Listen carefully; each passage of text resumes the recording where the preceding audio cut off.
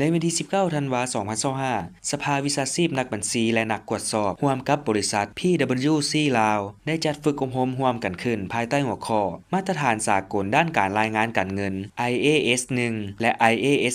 3-4 ซึ่งการฝึกอบรมได้จัดขึ้นในรูปแบบเชิงหน้าและทางออนไลน์ผ่าน Google Meet โดยการเป็นประธานของท่านสอนไซศิลาเพชรประธานสภาวิชาชีพนักบัญชีและนักกวดสอบมีผู้เข้าร่วมฝึกอบรมทั้งหมด 130 ท่านที่มาจากหลายภาคส่วนเช่นต่างหน้าพนักงานวิชาการที่เป็นแขกทึกเชิญของสภาวิชาชีพนักบัญชีและนักกวดสอบและบริษัท PwC ลาวรวม 38 ท่านสมาชิกบุคคลของสภาวิชาชีพนักบัญชีและนักกวดสอบ 78 ท่านนักฝึกอบรม CPA 8 ท่านและบุคคลทั่วไป 6 ท่านการฝึกอบรมครั้งนี้เพื่อยกระดับความรู้ทางด้านมาตรฐานสากลการรายงานการเงินสร้างขีดความสามารถแบบต่อเนื่องให้กับนักบัญชีที่ติดพันกับหัวหน่วยธุรกิจต่างๆที่มีหน้าที่มีภาระบทบาทในการสร้างเอกสารรายงานการเงินตามมาตรฐานสากลพร้อมทางลงลึกในภาคทฤษฎีที่เป็นมาตรฐานการรายงานการเงินสากลและนำพาฝึกอบรมปฏิบัติตัวจริงด้วยการแก้ไขโจทย์ที่ได้สมมุติเป็นตัวอย่างโดยการนำใช้ Microsoft Excel ภายหลังสำเร็จการฝึกอบรม